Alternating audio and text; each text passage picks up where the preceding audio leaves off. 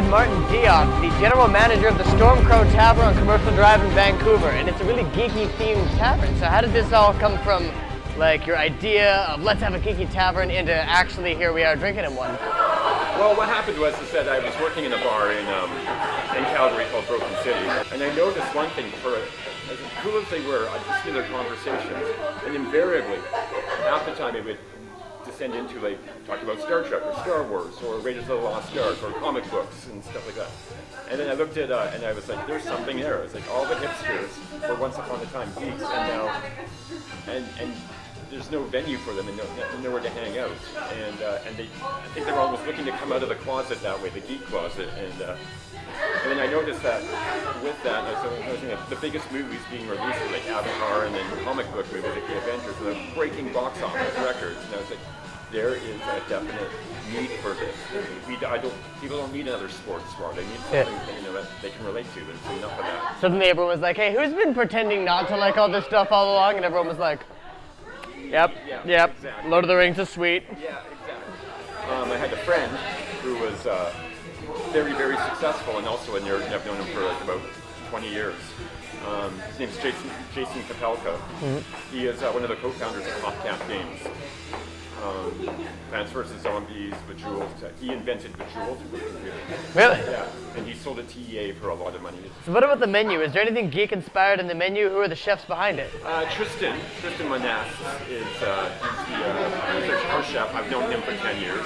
We decided that we weren't going to put any kind of funny geek name things to the menu because we just thought that might be going a little over the top, and we're like, yeah, that's, we'll let everything else speak for ourselves.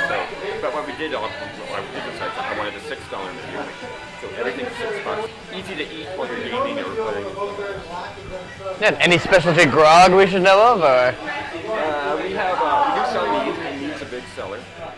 Really? I actually don't think I've ever had it. I only see it in like video games, and now I'm going to try it tonight. It's an acquired taste. It's a very sweet wine. It's one of the oldest alcoholic beverages in the world. They found it in the pyramids and the Vikings and stuff like that. Well, that's what makes it so awesome, is that anytime I see mead, I think that of like a big dwarf man, like, some mead. I know. Mead and grog. And yet it's just honey wine. That's all it is. It's just like when you call it honey wine, it doesn't sound dwarfy and hardcore, though. You gotta call it mead. Well, and that's the thing, people are expecting like a big flagon of like this mead, and no, it comes in little 3-ounce glasses about this big. It's actually rather big. But you could serve it in a big glass and give them the feeling that they're drinking mead. We're thinking of bringing personalized steins in for our regulars and stuff like that eventually, but haven't got there yet. Not quite? No, getting there.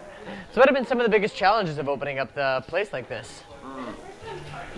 I would say basically it was just working with the liquor board. Like, it's a constant. Yeah, I've heard that one before. The liquor board idea, where they're like, yeah, you're not allowed to actually play video games in here. Our other friends have had that issue too, but we just had a kind of an issue with gaming on the tables, and I discussed it with them, and I talked to the girls, and we sorted it out now. And not everyone's gaming.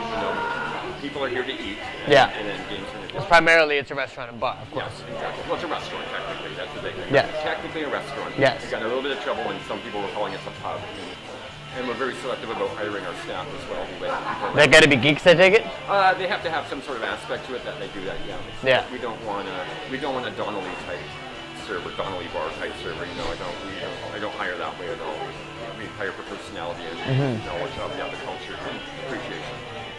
So what are you personally geeky about, and what has has influenced what we see in this restaurant? Well, I grew up playing D&D. Great. And I love horror movies too. We kind of have that aspect in here too. I would say like if you look at John Carpenter and the Freddy pictures and David Cronenberg, that's definitely kind of my influence because I love horror movies. All right, great. Well, thank you very much for your time. I really appreciate it. Okay, thank you.